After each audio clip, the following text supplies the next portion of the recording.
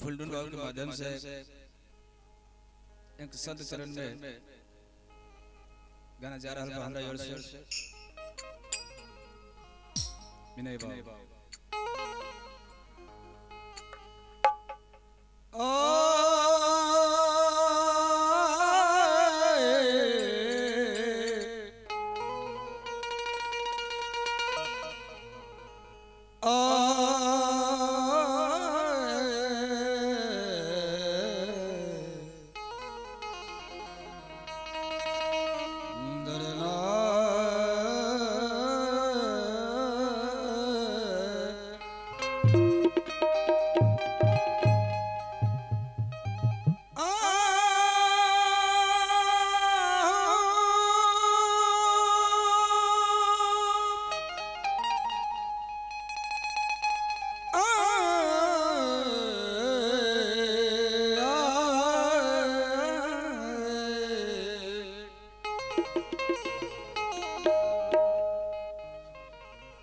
कि जकरा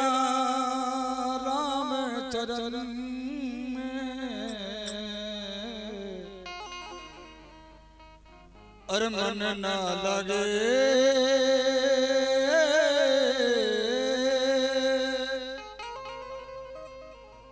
जकरा राम भजन में मन न लगे ओकरा अरे जनिहा की जिंदगी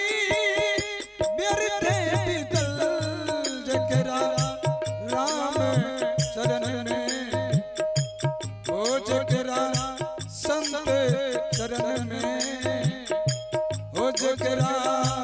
राम शरण में मन न लगे ओकरा जनिहा की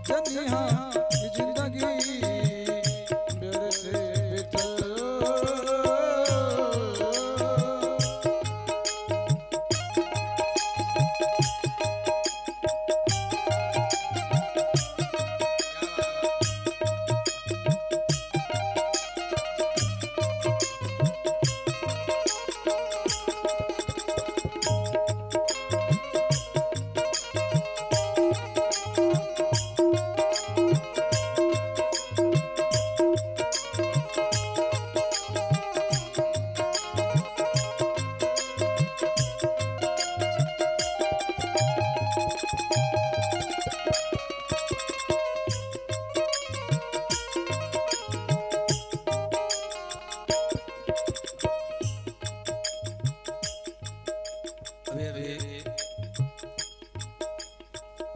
22 जनवरी को जो अयोध्या में भगवान राम आ रहे हैं उसी से संबंधित ये राम भजन है। आइए फर्स्ट अंतरा की ओर। हर दम काम क्रोध मरलो तन में जरल काम क्रोधी जकरा संग मिलल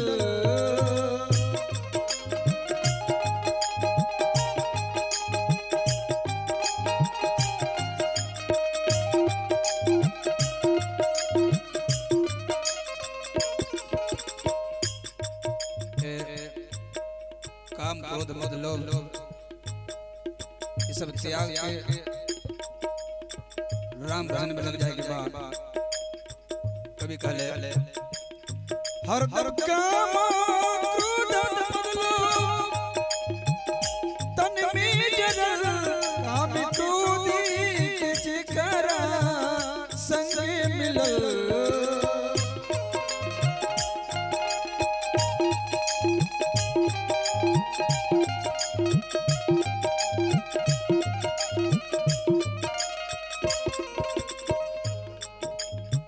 ओ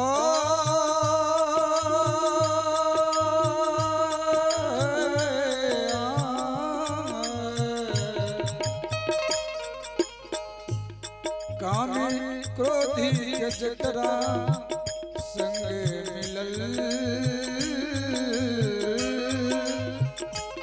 कामी क्रोधी के जकरा संग मिलल ओकरा संत चरणी में मन न लगल ओकरा संत चरणी में मन न लगल जकरा राम शरण में हो जकरा संत चरण में मन न लगल ओकरा जनिहा की जिंदगी बिरथे बितल जकरा जनिहा की जिंदगी बिरथे बितल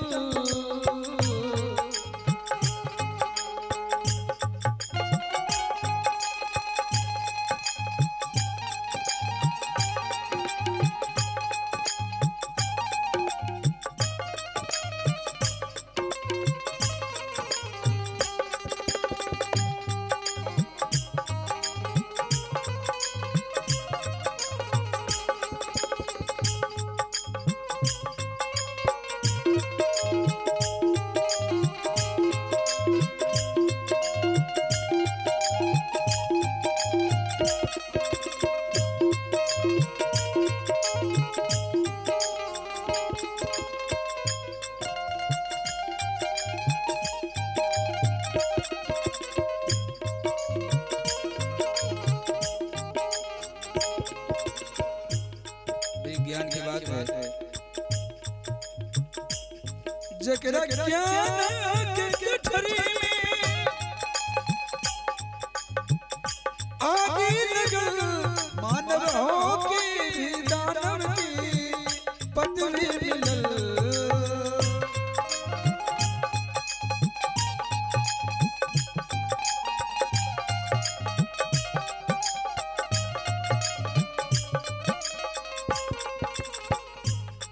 जकरा ज्ञान के गगरी में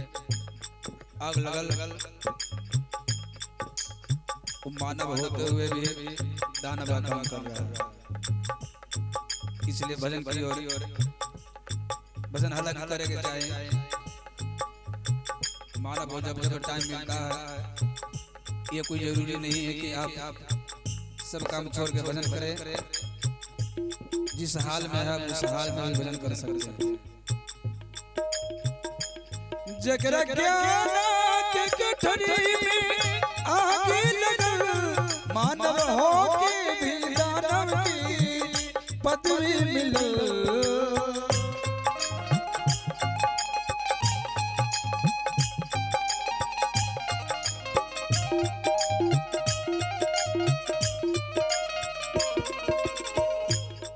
हर मास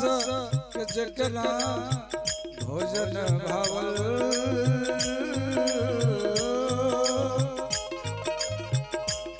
हर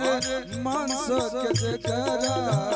भोजन भावल ओकरा जनिहा के जिंदगी बिरथे बितल जकरा संत चरण में मन न लगे ओकरा जनिहा के जिंदगी बिरथे बितल जकरा संत